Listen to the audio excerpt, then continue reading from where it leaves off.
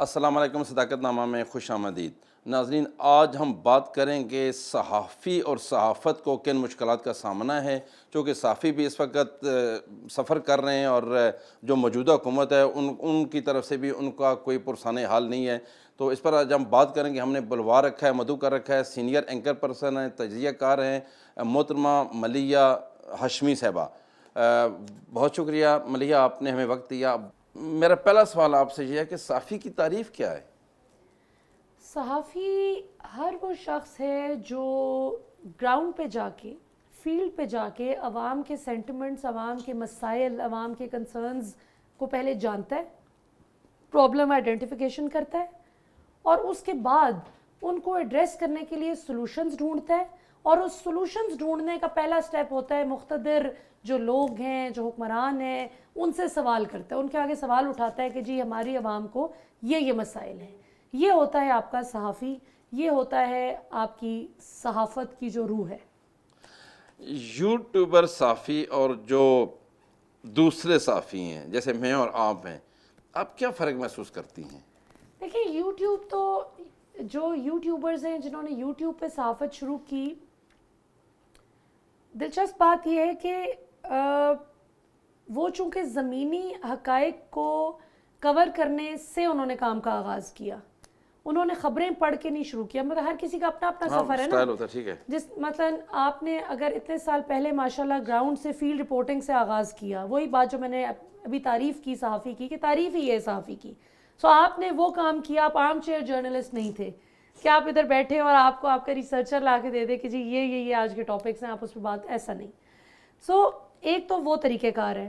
اب مین stream media میں بھی جو لوگ بیٹھے ہیں ان میں بھی بڑا فرق ہے۔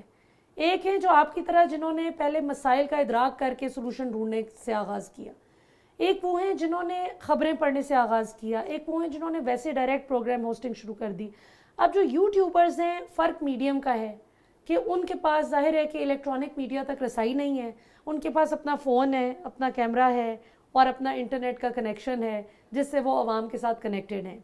مین سٹریم میڈیا اور ڈیجیٹل میڈیا میں یہ بڑا ایک فرق آ گیا، ڈسکرپنسی جو آ گئی ہے نا اس میں، وہ ہے لیجٹمیسی کی، کہ انفارچونیٹلی ہمارے اکثریت جو مین سٹریم میڈیا ہے وہ اب کمپرومائز ہو چکی ہے۔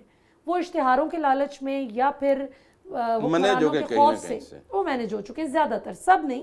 ابھی بھی ہمارے کچھ ایسے اچھے کولیگز موجود ہیں جو سوال کرتے ہیں، جو سوال اٹھانے کی جرات کرتے ہیں۔ مطلب ہم نے آپ کو بھی کبھی کسی کی ناجائز طرفداری کرتے ہوئے نہیں دیکھا۔ جو کر ہی نہیں سکتا، جو جائز سوال ہو وہی کرنا چاہیے بندے کو۔ تو یہ ایک بنیادی فرق ہے جس کی وجہ سے لوگ ذرا ڈیجیٹل میڈیا کی طرف زیادہ شفٹ ہو گئے کہ یہاں پہ ہمیں سچ سننے کو ملے گا۔ آپ سمجھتی ہیں کہ وہ سارا سچ ہوتا ہے یا کہیں نہ کہیں آپ نہیں سمجھتی کہ وہ حقائق کو مسخ کے بھی پیش کرتے ہیں؟ مسخ صرف یعنی جو ہم نیل ہوتا ہے، آگ لگ گئی، قیامت آ گئی، تباہی ہو گئی، لٹ مچ گئی، تو یہ اس قسم کی جو مس لیڈنگ تھم نیلز ہیں انہوں نے یوٹیوب کی کریڈیبلٹی کو بھی بہت زیادہ ڈینٹ پہنچایا ہے اور بڑا نقصان پہنچایا ہے، بڑا ڈینٹ ڈالا ہے۔ تو یہ ادھر بھی کریڈیبلٹی کو تباہ کرنے میں، ویوز کے چکر میں خبر کوئی لگا دی، اس کا تھم نیل کچھ ہے، اندر آپ نے بات، یعنی یہ اس طرح سے ہے کہ آپ نے کہا قیامت آ گئی اور اندر آپ پکوڑے بنانے کی ریسیپی بتا رہے ہیں، صرف اس لیے کہ ویوز آ جائیں گے کلک بیٹس کے چکر میں۔ تو یہ آئی بلیو کہ یہ تل کا خیز ایک آدھ آپ نے سنسنی لائن پھیلانے کے لیے بالکل ڈال دی، اور اس کے بعد آپ نہیں سمجھتے کہ سوشل میڈیا کو بھی سیٹلائٹ چینل کی طرح ریگولیٹ ہونا چاہیے؟ دیکھیں یہ جو ہے نا، یہ بڑا ایک دلچسپ آپ کا سوال ہے اور اس کا جواب بڑا لینتھی ہے، لیکن میں کوشش کروں گی کہ اس کو ذرا کوزے میں دریا کو بند کروں۔ ریگولیشن پہ کسی کو اعتراض نہیں ہونا چاہیے، کسی بھی جینوئنلی اچھے کام کرنے والے انسان کو، لا ابائڈنگ سٹیزن کو ریگولیٹ کیے جانے پہ اعتراض نہیں ہونا چاہیے۔ لیکن مسئلہ وہاں پہ آتا ہے جب آپ کی حکومتیں اس ریگولیشن کی آڑ میں پولیٹیکل وکٹمائزیشن کرنے کی کوشش کریں۔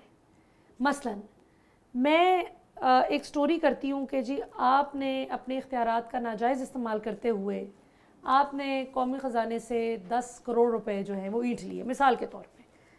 اب آپ حکمران نے، آپ کو میرے پہ غصہ ہے کہ یہ اس کی جرت کیسے ہوئی، اس نے بتا دیا، یہ تو میں نے بڑی چپ کر کے سیکریٹری کے ساتھ مل کے کارروائی ڈالی تھی، یہ تو سارے ملے بھی نہیں مجھے، 5 اسے ملے، 5 مجھے ملے۔ تو کیا ہوگا؟ آپ اس قانون کی آڑ میں پاسبلی آپ کہہ سکتے ہیں کہ جی یہ فیک نیوز، फेक न्यूज़, इसके पास क्या सबूत है, सबूत आप गायब कर दें। तो सहाफ़ी तो बेचारा रगड़ा गया। तो ये एक चीज़ है कि रेगुलेशन में फिर ये इंश्योर किए जाने की ज़रूरत है कि उसकी जो रेगुलेट कर रहे हैं उनको भी कोई रेगुलेट करे, मतलब रेगुलेटर्स की भी रेगुलेशन होने की ज़रूरत है, फिर ज़रूर आप लागू करें।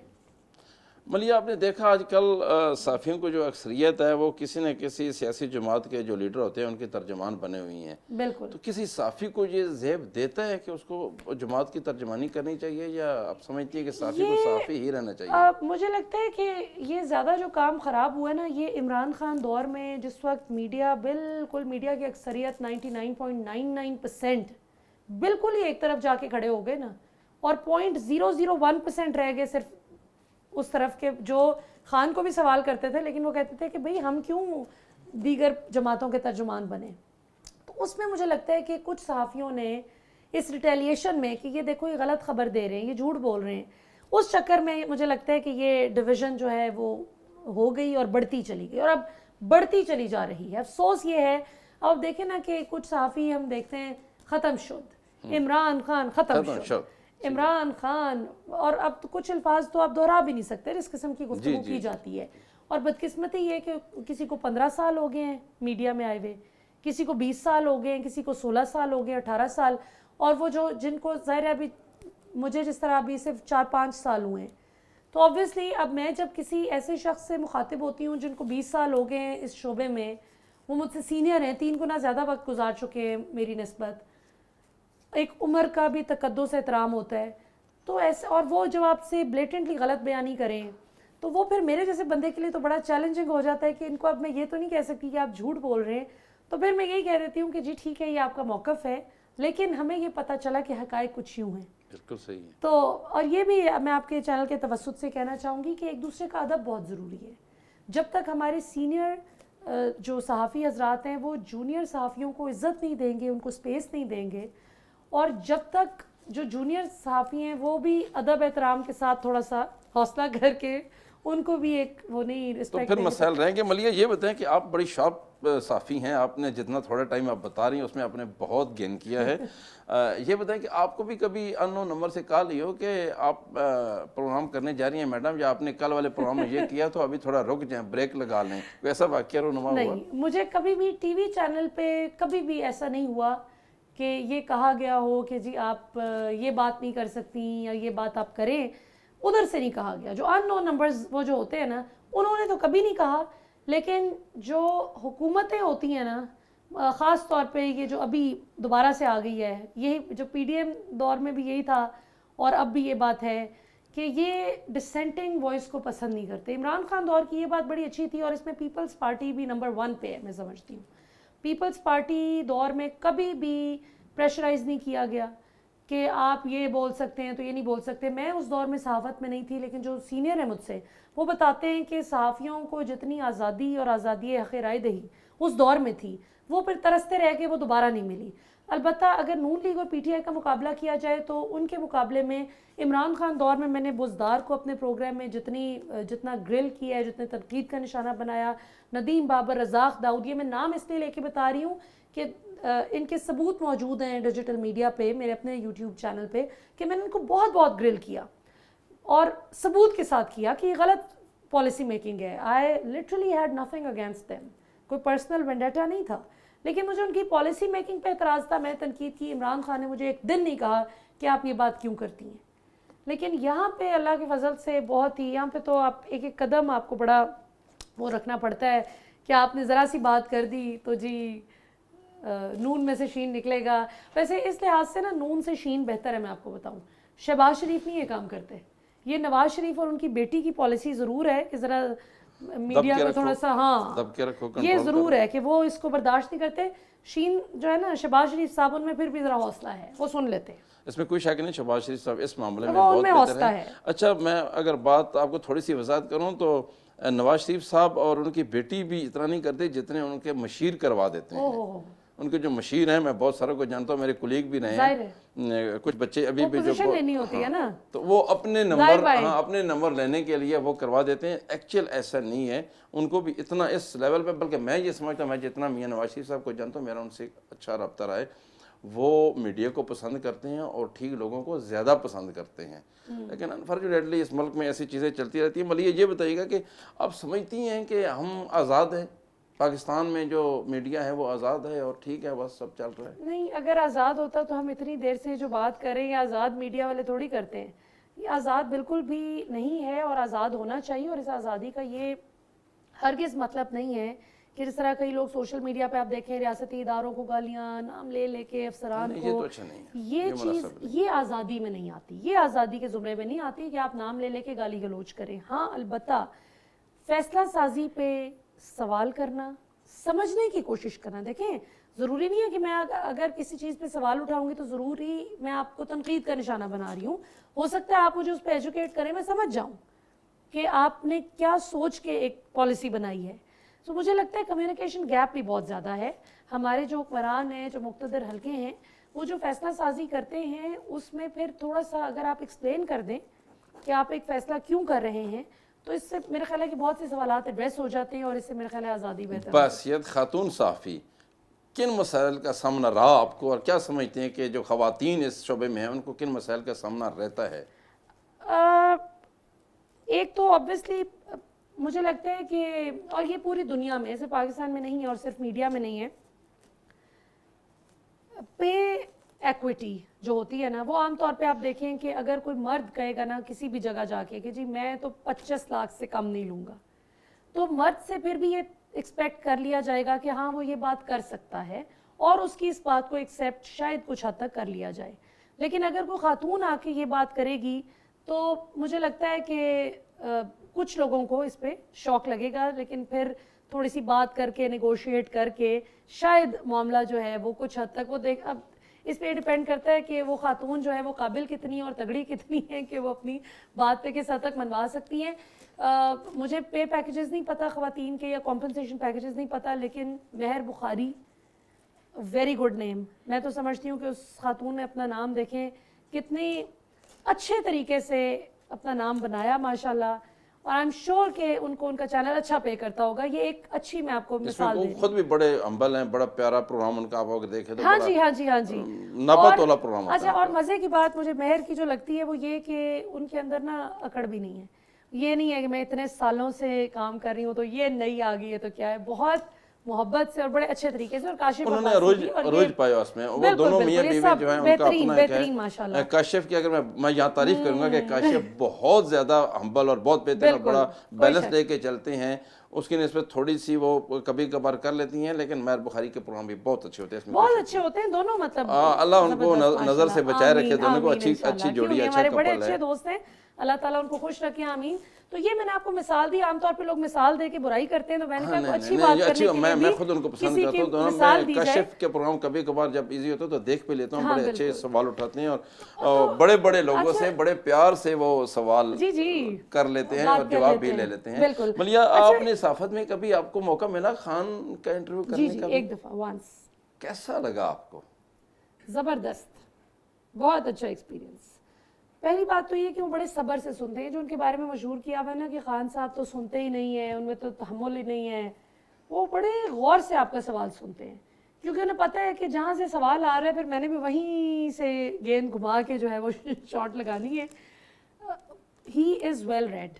ایک یہ ان کو ایج حاصل ہے کہ وہ بڑی کتابوں کا مطالعہ کر رکھے انہوں نے, لسنر ہیں ویسے وہ تو وہ سنتے بھی ہیں بڑے دھیان سے. اور یہ جو کچھ صحافی حضرات شکایت کرتے ہیں نا کہ وہ سنتے نہیں ہیں, وہ لیکچر زیادہ دیتے ہیں, تو آپ پڑھ کے آیا کریں, پھر آپ کو اتنا لیکچر نہیں ملے گا.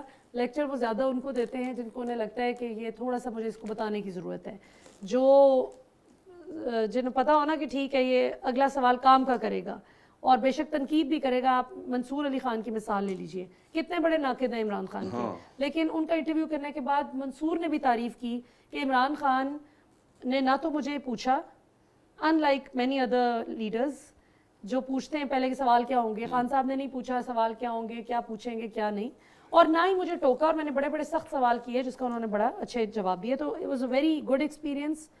اور آپ نے خاتون صحافی کے طور پہ چیلنج کی بات کی تھی, تو میں یہ بتاتی چلوں کہ اگر آپ ایمانداری سے اپنا کام کریں, محنت سے کام کریں اور آپ کا فوکس آپ کے کام پہ ہو, تو آپ یقین کریں پاکستان مجھے لگتا ہے کہ باقی دنیا کی نسبت خواتین کے لیے اتنا سیکیور اور اتنا زبردست ملک ہے ماشاءاللہ.